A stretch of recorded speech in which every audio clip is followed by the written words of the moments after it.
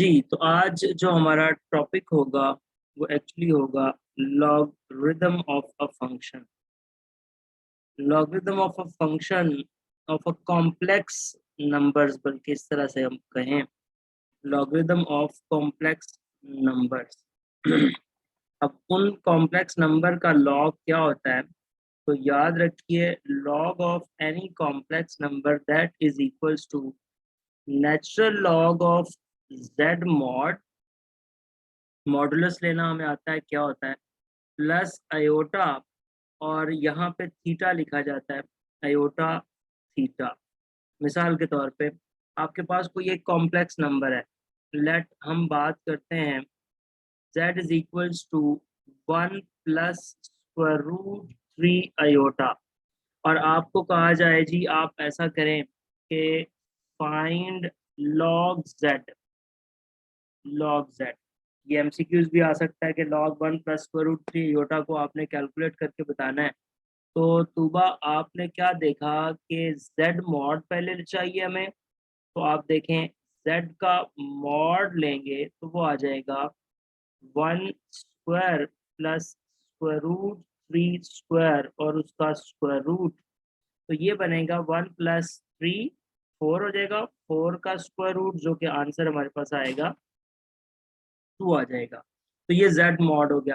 उसके बाद हमें फाइंड करना है थीटा। अब जब हम थीटा को कैलकुलेट करेंगे तो थीटा हमारे पास क्या आएगा, जरा वो देखिए। थीटा की जो वैल्यू है वो आ जाएगी, theta is equals to tan inverse imaginary part over real part. तो आपने इसको लिखा imaginary part over real part, तो tan inverse square root 3 actually होता है 60 डिग्री, या जिसको आप पाई बाय 3 कहते हैं। सो आपके पास ये बन जाएगा log 1 plus square root 3 iota, जो आपने कैलकुलेट करना था वो आ जाएगा natural log 2 plus iota pi by 3। जी, सुबह इस बात की समझ आ गई कि ये आंसर कैसे आ गया। ये ऊपर रिजल्ट जो 1 के अंदर हमने लिखा था, जी sir. Log natural log of z और आयोटा थीटा। जी तूबा इस बात की समझ आ गई। जी सर, आ गई। ठीक हो गया। अब देखें, आपको फर्ज करें कोई मल्टीपल चॉइस क्वेश्चन इस तरह का दे दिया जाता है और आपको कहा जाता है जी आप इसको फाइंड करके दें, और वो फर्ज करें इसी तरह से कोई और आपको बता दिया जाता है, और लेट्स मैं आपको कहता हूँ कि लॉग 1 प्लस आयोटा। लो भाई, ये आपने तूबा में आपके सामने कुछ रिजल्ट्स लिखता हूँ, आपने बताना है कि इसका क्या जवाब होगा। तो फर्ज करें हम ऑप्शन ए में रख लेते हैं 1/2, और साथ आ जाएगा natural log of 2 plus iota pi by 2। फिर मैं लिख देता हूँ log square root 2 plus iota pi by 2। फिर मैं लिख देता हूँ जी, फर्ज करें ये बी ऑप्शन था, सी ऑप्शन में मैं लिख देता हूँ बोथ, और डी ऑप्शन में मैं लिख देता हूँ इनमें से कोई भी नहीं। तो आप बताइए क्या सीन होगा।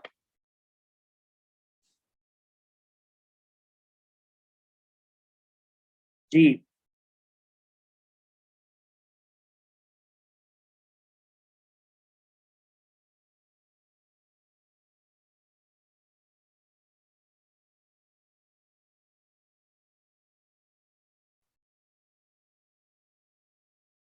सुबह। जी सर, देख रही हूँ, एक मिनट। अच्छा, इसमें मैं आपको बताता हूँ, मैंने आंसर्स आपको बना के ही लिख के दिया। आप देखें, अगर आप इसकी बात करते हैं 1 प्लस आयोटा के मॉड की, तो इसमें तो कोई शक नहीं कि वो स्क्वायर रूट 2 बनेगा। ठीक हो गया, जेड जी सर। मॉड जब आप इसमें से बनाएंगे तो वो स्क्वायर रूट 2 ही बनेगा।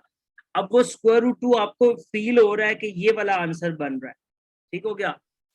और साथ आयोटा पाई बाय 2 कैसे आ गया, जब आप इसको करेंगे tan inverse imaginary over real, तो tan इनवर्स 1 जो है वो सॉरी पाई बाय 4 होता है, मैंने पाई बाय 2 लिख दिया, रियली जी वेरी सर, वही सॉरी। देख रही थी मैं, 45 होते हैं। जी जी सॉरी। अच्छा, वो जी पाई बाय 4 हो गया।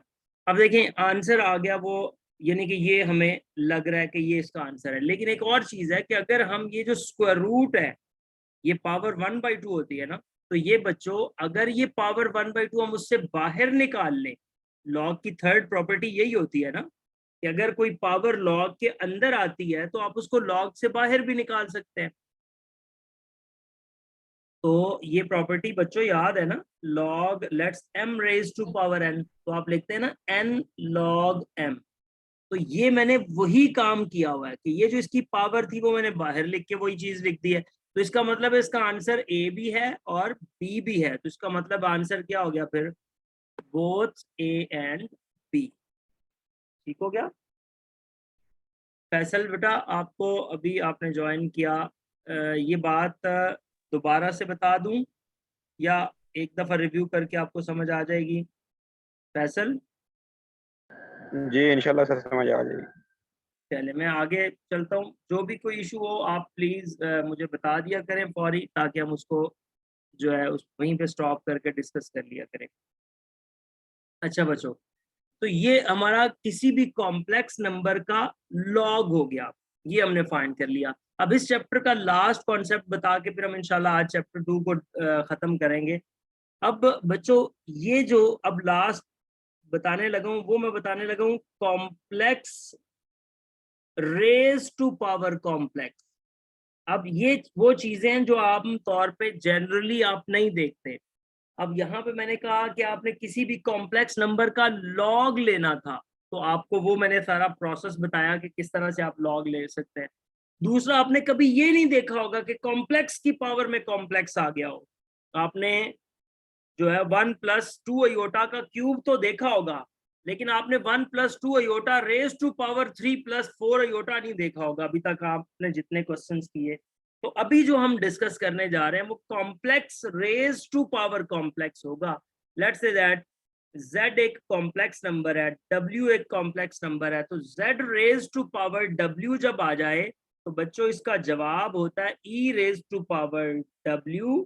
जो पावर है वो एज इट इज e की पावर में आएगी और इसके साथ लिखा जाता है log z। और ये log z कैसे फाइंड करना है ये मैंने आपको सिखाया, log z कैसे फाइंड करना है। ठीक है बच्चों, फॉर्मूला समझ आ गया? अभी फिर मैं एग्जांपल करता हूं। e raise to power w और साथ log z। एक इसकी एग्जांपल डिस्कस कर लेते हैं ताकि आप लोगों के लिए अंडरस्टैंड करना थोड़ा इजी हो जाए। यहाँ पे हम टिकट 14 पे चलते हैं। अच्छा बच्चों, इसकी एग्जांपल डिस्कस करते हैं। बच्चों एग्जांपल में फर्ज करें हम बात कर लेते हैं, कि इसी तरह वही 1+i raise to power 1+√3 iota. Faisal भाई इसमें वो लॉग डिस्कस हो जाएगा, मैंने वही इसलिए पावर रखी है कि जो लास्ट एग्जांपल हमने डिस्कस की थी वो साथ यहाँ डिस्कस भी हो जाएगी ताकि वो प्रीवियस भी रिवाइज हो जाए। 1+i raise to power 1+√3 aorta. बच्चों अभी मैंने आपको एक फॉर्मूला बताया कि लेट्स से दैट मैं इसको z रेज टू पावर अगर w लिखता हूँ तो मैंने अपने इसके मुताबिक z को रख लिया 1+i और w को रख लिया 1+√3 अयोटा। ये आपकी अंडरस्टैंडिंग के लिए मैं थोड़ा सा उसको कंप्लीटली सॉल्व करूंगा ताकि आप अंडरस्टैंड कर जाएं, अदरवाइज आप उसको स्पीडी काम करके भी खत्म कर सकते हैं। अच्छा अब आप इसको क्या लिखेंगे बच्चों, देखिएगा ये आ जाएगा e रेज टू पावर, मैंने लिखा था जो पावर होगी वो एज इट इज, यानी कि e raise to power w और साथ log z, इसको 1 कह दें और log z कैलकुलेट कर लें। log z का फॉर्मूला है natural log of z mod plus iota theta. Faisal भाई ये फॉर्मूला है। और अब आपने जी इस सर। z का आपने क्या करना है बच्चों, एक तो मॉड फाइंड कर लेना है और एक उसका थीटा फाइंड करना है। तो बेटा आप क्या करेंगे, z मॉड, ये मेरे बच्चों आपके पास क्या आएगा, z मॉड किधर है, 1+i तो ये आ जाएगा 1 स्क्वायर प्लस 1 स्क्वायर उसका स्क्वायर रूट, तो ये कितना बनेगा, वही स्क्वायर रूट 2 जो अभी लास्ट पे हम डिस्कस कर रहे थे। और फिर आ गया थीटा, थीटा होता है tan inverse imaginary part over real part. अब ये z का अगर हमने फाइंड करना है तो उसमें इमेजिनरी पार्ट भी 1 है और रियल पार्ट भी 1 है, तो tan इनवर्स 1 बन जाएगा, और tan इनवर्स 1 की जो वैल्यू होती है वो π/4 होती है। ठीक हो गया बच्चों? सो हमारे पास जो log z यानी के log 1 प्लस आयोटा जो आया वो आ गया natural log square root 2 plus iota π/4। लो जी, ये हमने वैल्यू फाइंड कर ली log z की। अब हम इसको इस 1 इक्वेशन में पुट करते हैं। सो 1 इंप्लाइज क्या बन जाएगा, e raise to power w, w लिखिएगा 1 प्लस स्क्वायर रूट 3 और साथ आ जाएगा नेचुरल लॉग स्क्वायर रूट 2 और फिर प्लस आयोटा π/4। लो जी, ये इसका जवाब आ गया। चाहें तो आप इसको दोनों को मल्टीप्लाई करके रियल अलहदा कर लें, इमेजिनरी अलहदा कर लें। Now depending upon the answer कि आपको जो आंसर दिया गया है वो इनको मल्टीप्लाई करके लिखा हुआ है या ऐसे लिख दिया गया है। बहरहाल वो इतना लंबा नहीं करेगा, डायरेक्ट कोई चीज बताई जाएगी तो आप उसको परफॉर्म करेंगे। तो इस तरह से आप किसी भी कॉम्प्लेक्स की पावर कॉम्प्लेक्स को ट्रीट कर सकते हैं। सिर्फ आपने ये फॉर्मूला याद रखना है, e raise to power w log z, और log z का मैंने आपको पहले से समझा दिया कि वो क्या है। तो यहां तक कोई सवाल हो तो प्लीज आप पूछ सकते ठीक है सर। हैं। ओके बच्चों, आगे चलें। ओके जी, अब आगे मूव करते हैं, और अभी मैं आगाज करूंगा चैप्टर नंबर 2 का। और ये चैप्टर नंबर 1 में से कुछ चीदा इंपॉर्टेंट चीज़ें थी जो मैंने आप लोगों की गुज़ार की। अब हम चैप्टर 2 और फिर इस तरह ऑनवर्ड चलेंगे। आज बेसिकली अभी वो बच्चे फिर उन्होंने ज्वाइन नहीं किया, आज कुछ बच्चों के पेपर्स थे मैथ्स के, तो इसलिए वो कुछ सेकंड टाइम पेपर्स भी देने गए हुए थे। अच्छा जी, अब सेकंड चैप्टर हमारा 3 टॉपिक्स के ऊपर है, वो हैं sets, functions and groups. Sets, functions and groups, तीनों अच्छे टॉपिक हैं। पहला जो हम टॉपिक डिस्कस करेंगे वो हमारा होगा सेट्स। अब ये सेट वाला जो टॉपिक है ये आपका 2.1 से लेके 2.4 तक को कवर करेगा। बेसिकली 3 तक को करता है, 2.4 लॉजिक्स की एक्सरसाइज है। और जो आपको पता है फंक्शन है ये 2.5 बल्कि 2.5 तक ये लॉजिक समेत जाता है, 2.6 से यहाँ से स्टार्ट होता है। तो 2.6 से लेके 2.7 बल्कि 7 भी क्या 2.6 ही जो एक्सरसाइज है उसका कुछ पूरी और उसका कुछ पार्ट 2.7 का फंक्शंस के साथ रिलेट करता है। और इसके बाद जो 2.7 और 2.8 है ये सारी ग्रुप्स के ऊपर डिस्कशन है। तो इसमें सबसे पहले सेट वाला टॉपिक देखते हैं। इसमें तो कोई इतनी खास बातें नहीं है। मेन जो मल्टीपल चॉइस क्वेश्चंस बनाए जा सकते हैं वो फंक्शंस और ग्रुप्स में से बनाए जा सकते हैं और जो पेपर में आते हैं, जो अभी तक की ऑब्जर्वेशन है। सो बहरहाल इसको हम रिवाइज करते हैं बड़ी सादा डेफिनेशन के साथ। सेट के बारे में आपको पता है कि ये एक कलेक्शन है, वेल डिफाइंड डिस्टिंक्ट ऑब्जेक्ट्स की, वेल डिफाइंड डिस्टिंक्ट ऑब्जेक्ट्स। अच्छा जी, इन दो बातों का मतलब फैसल भाई बताएंगे, डिस्टिंक्शन और वेल डिफाइंड क्या होती हैं, क्या मतलब है इन बातों का? नहीं सर, मैंने एफएससी नहीं की हुई, मैंने डिप्लोमा किया हुआ है। अच्छा कोई बात तो नहीं, मैं समझा देता हूँ, मैं सर। समझा देता हूँ। अच्छा, इसमें ऐसे है, इसमें बेटा बच्चे ऐसे है। अब ये जो वर्ड डिस्टिंक्शन है ये तो बड़ा सादा सा है। डिस्टिंक्ट का मतलब होता है अलहदा अलहदा, जुदा जुदा, अलग अलग। ठीक हो गया, अलहदा अलहदा की बात होगी, अलग अलग हो गया, जुदा जुदा हो गया। ये जो वेल डिफाइंड होता है ये बड़ा टेक्निकल वर्ड है। वेल डिफाइंड से मुराद ये होती है जो सबके लिए इक्वली डिफाइंड हो।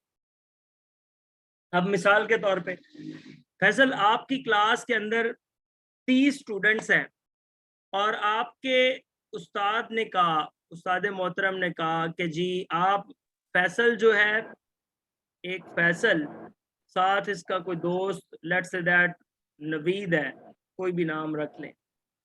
उन्होंने फैसल को कहा और नवीद को कहा, फैसल को कहा कि right the names of the good students of your class. अब आपने आउट ऑफ 50 बताने हैं।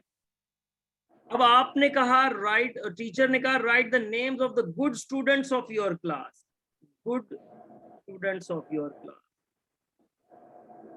मुझे बताएं फैसल भाई, क्या फैसल और नवीद सेम बच्चों के नाम लिखेंगे? अलग अलग बिठा दिए गए हैं, 50 में से लिखने हैं, और फैसल अपनी मर्जी के लिख रहा है, नवीद अपनी मर्जी के लिख रहा है। तो इज इट पॉसिबल कि क्या वो सारे नाम एक जैसे आ जाएं? नहीं सर, नहीं पॉसिबल। क्यों नहीं पॉसिबल? इसलिए नहीं पॉसिबल तूबा बच्चे, इसलिए नहीं पॉसिबल कि हमें गुड स्टूडेंट्स की करेक्टरिस्टिक तो बताई ही नहीं गई। हमें ये तो बताया ही नहीं गया कि good students on the basis of what, किस बात की बुनियाद पे गुड स्टूडेंट्स कहा जा रहा है।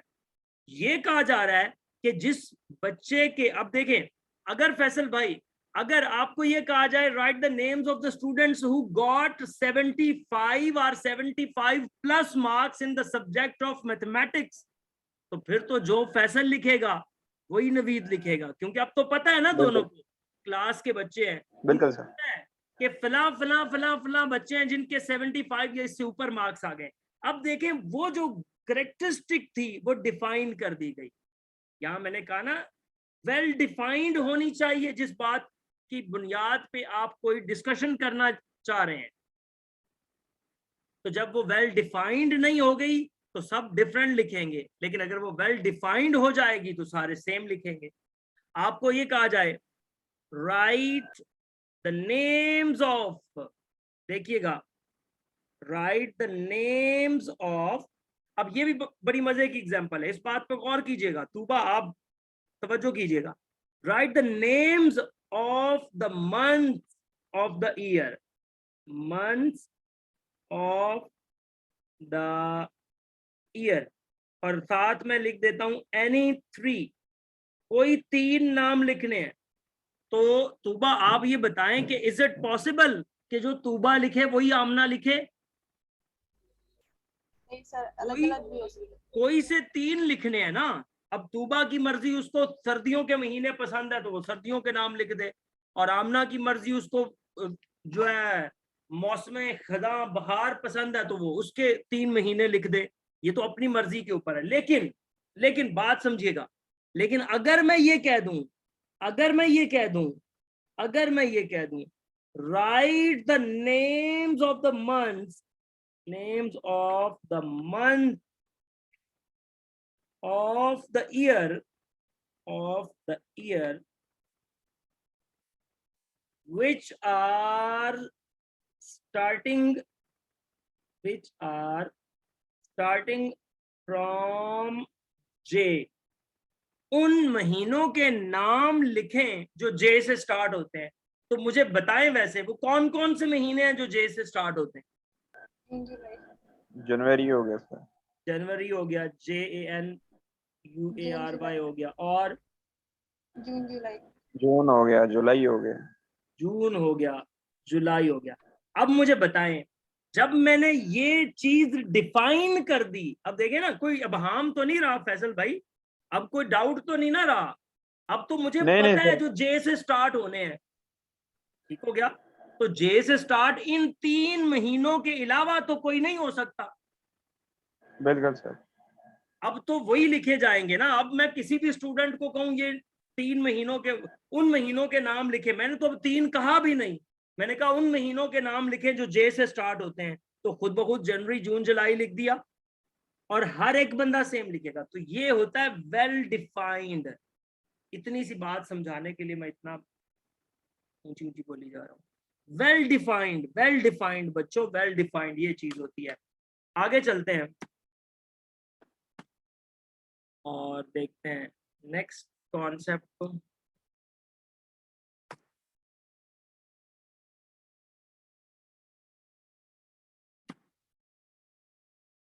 लो जी, अब एक सेट जो होता है ना, एक सेट है ना, इसको लिखने के कितने तरीके हैं। एक होता है जिसको हम कहते हैं टेबुलर फॉर्म। ये मेथड पूछा जा सकता है, कितने मेथड्स हैं, टेबुलर मेथड या टेबुलर फॉर्म। एक बच्चों होता है जिसको डिस्क्रिप्टिव मेथड कहते हैं, डिस्क्रिप्टिव मेथड। और जो तीसरा है उसको हम कहते हैं set builder notation, set builder notation. मिसाल के तौर पे टेबुलर फॉर्म ये होती है कि 1 2 3 अप टू 10, मैंने पहले 10 नेचुरल नंबर्स लिखे, तो ये वो टेबुलर फॉर्म है। डिस्क्रिप्टिव फॉर्म होती है मैं उसको स्टेटमेंट बना के बोलूं, फर्स्ट 10 नेचुरल नंबर्स। और सेट बिल्डर नोटेशन होती है x such that x belongs to n and x less than equals 10। मैंने कहा जो एलिमेंट्स हैं वो नेचुरल्स को बिलोंग करते हैं और 10 से छोटे हैं, 10 को शामिल करते हैं। तो अब मुझे बताएं ये तीनों बातें सेम ही हैं? बिल्कुल सर सेम है। बिल्कुल सेम है। ये एक ही सेट को लिखने के 3 मेथड्स हैं, 3 अंदाज हैं जिसको मैंने यहाँ आपके सामने डिस्कस किया। अब बस इसकी और एक बड़ी इंपॉर्टेंट डेफिनेशन है, उसकी जानिब चलता हूँ। और वो डेफिनेशन स्पेशली है सबसेट की। सबसेट क्या होता है ये बड़ा इंपॉर्टेंट है। अजान के फौरी बाद स्टार्ट करते हैं, प्लीज 2 मिनट वेट कीजिएगा, ठीक है बच्चों? ठीक है।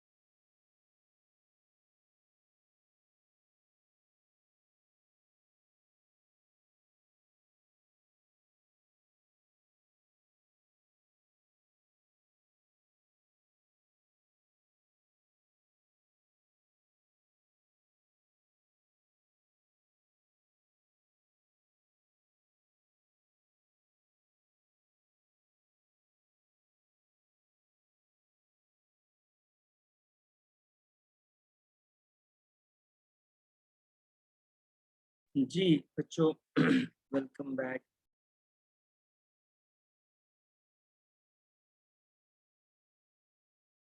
अब हम इससे आगे थोड़ा मूव करते हैं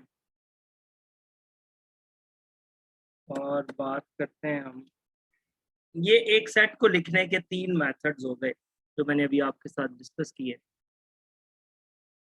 अब जो एक इम्पॉर्टेंट चीज मैंने आपको बतानी है वो है, जैसे मैंने अभी बात की सबसेट्स की, तो देखिए सबसेट क्या होता है। इसमें से एक 2-3 एमसीक्यूज बताने हैं, इसलिए मैं इसका जिक्र करना चाह रहा हूँ। सबसेट ये होता है कि आप कहते हो कि a set, let's say that P कह देना, is said to be the subset of the set Q of the set Q of the set Q if all the elements of P are also the elements of Q। लो जी, अगर P के तमाम elements Q में मौजूद हों तो P Q का subset है। अब देखें ये दो बातें हो सकती हैं, आप एक P बनाएं 1 2 3, आप एक Q बनाएं 1 2 3 4, आप देख रहे हैं 1 2 3 1 2 3 P के सारे एलिमेंट्स Q में मौजूद हैं तो P Q का सबसेट है। फैसल बेटा ये बात ऐसे भी तो हो सकती है 1 2 3 और Q को मैं रख लूं 1 2 3, अब भी तो P के सारे एलिमेंट्स Q में मौजूद है ना सर, लेकिन दोनों एक ही सेट है। दोनों एक ही जैसे सेट है, लिहाजा इस सूरत में आप उसको P सबसेट ऑफ Q, ये आपको, मैं आपको इसमें ये साइन का डिफरेंस बताना चाह रहा हूं, मैं आपको ये दिखाना चाह रहा हूं कि इधर भी सबसेट है इधर भी सबसेट है। आमतौर पे सबसेट के लिए ये वाला सिंबल यूज किया जाता है जिसके नीचे एक लाइन भी लगी होती है, जिससे मुराद ये होती है कि ये इक्वल भी हो सकता है, जरूरी नहीं है कि ये सेपरेट है, ये इक्वल भी हो सकता है। तो ये सीन है। अच्छा, P subset of Q, P subset of Q, ये बात हो गई। अब मैं यहाँ पे दोनों में ये फर्क बताते हुए आगे जाना चाह रहा हूं। इसका मतलब है सबसेट दो तरह के होते हैं। एक सबसेट वो होते हैं जिसको बच्चों हम कहते हैं प्रॉपर सबसेट, और एक वो होते हैं जिसको हम कहते हैं इम्प्रॉपर सबसेट। ये बात समझ आ गई? सबसेट की दो कैटेगरीज बनती हैं, एक प्रॉपर और एक इम्प्रॉपर। इम्प्रॉपर, या मेरी बात ध्यान से सुनिएगा, इम्प्रॉपर इज ओनली वन। किसी भी सेट के जब आप सबसेट्स बनाते हैं तो इम्प्रॉपर इज ओनली वन, और वो वन कौन सा? वो सेट इटसेल्फ, वो सेट अपना बजाते खुद जब सबसेट बनेगा तो वो इम्प्रॉपर होगा। जैसे आपने देखा ना, जैसे फैसल भाई आपने कहा कि ये तो दोनों सेम ही हैं, तो मैं यही अर्ज कर रहा हूं ना कि P जब बजाते खुद अपना ही सबसेट बन गया, Q और P एक ही जैसे हुए ना, तो ऐसी सूरत में उस सेट को हम इम्प्रॉपर सबसेट कहते हैं, और बाकी जितने बनते हैं सबको प्रॉपर कहते हैं। और अब जो एमसीक्यूज यहाँ पे बताने जा रहा हूँ अगले पेज पे लिखता हूँ ताकि मेस क्रिएट ना हो, बहुत खूबसूरत बात है वो, उस पर गौर कीजिएगा। ठीक है,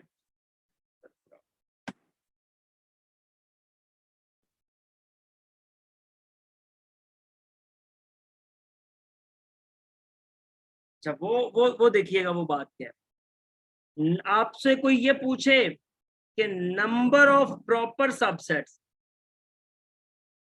number of proper subsets, proper subsets की तादाद क्या होती है किसी भी सेट के अंदर? Number of proper subsets in a set, एक सेट के अंदर प्रॉपर सबसेट, जितने उसके सबसेट्स बनाएंगे उसमें प्रॉपर कितने होंगे? तो याद रखें बच्चों, बड़ा आसान फॉर्मूला, वो है 2 raise to power n-1, 2 raise to power n minus 1। अब ये जो एक निकाल रहे हो ये कौन सा होगा, ये कौन सा होगा, number of improper subsets, improper subsets. Improper subsets की तादाद कितनी होती है किसी भी सेट में, सिर्फ एक। अभी मैं आपको पहले यही बता रहा था, सिर्फ एक, और वो सेट बजाते खुद होता है अपना इम्प्रॉपर सबसेट। और टोटल सेट्स का फॉर्मूला तो आपको आता ही होगा, टोटल नंबर ऑफ सेट्स, जिसको आप पावर सेट्स बोलते हैं, टोटल नंबर ऑफ सेट्स किसी के भी, वो बनते हैं 2 रेज़ टू पावर n। जाहिर है इन दोनों को प्लस कर देंगे तो -1 + 1 से कैंसिल हो जाएगा, 2 रेज़ टू पावर n रह जाएंगे। मिसाल के तौर पे मैं एक एग्जांपल देता हूं ताकि ये कहानी आपको समझ आ जाए। एक सेट है x y z, आपको ये s से जाहिर किया गया। मैं ये कहता हूँ इसके कितने पावर सेट्स बनेंगे, p of s, power sets of s कितने बनेंगे। तो इसका फॉर्मूला बच्चों क्या है, number of power sets of s, ये जो साइडों पे लाइनें लगाई इससे मुराद है तादाद को रिप्रेजेंट करता है, ये वो आ जाएगा 2 रेज़ टू पावर, इसके अंदर कितने एलिमेंट्स हैं 3, तो 2 रेज़ टू पावर 3, इसके टोटल कितने बनेंगे 8 बन जाएंगे। अब बच्चों अगर मैं आपसे कहूं इसमें इम्प्रॉपर कितने हैं, चलें पहले हम प्रॉपर इम्प्रॉपर बोलते नहीं है, हम बना लेते हैं, पावर सेट्स बनाते हैं। तो पावर सेट ऑफ s, आपको पता है पहला सेट हमेशा एम्प्टी रखा जाता है, फिर सिंगलटन्स बनाए जाते हैं x y और z, फिर डबल किए जाते हैं x y और x z और फिर y z, और आखिरी जो बनेगा वो पूरा सेट लिख दें x y और z। अच्छा अब मुझे बताएं, काउंट करके बताएं टोटल कितने बने हैं, काउंट करके बताएं। ये देखें 1 2 3 4 5 6 7 और 8। हमने कितने बनाए थे, टोटल कितने बनेंगे 8 बनेंगे। हमने 8 बनाए थे और 8 बन गए। अब इसके बाद जो इससे अगली बात हम करते हैं, इसमें इम्प्रॉपर कितने हैं।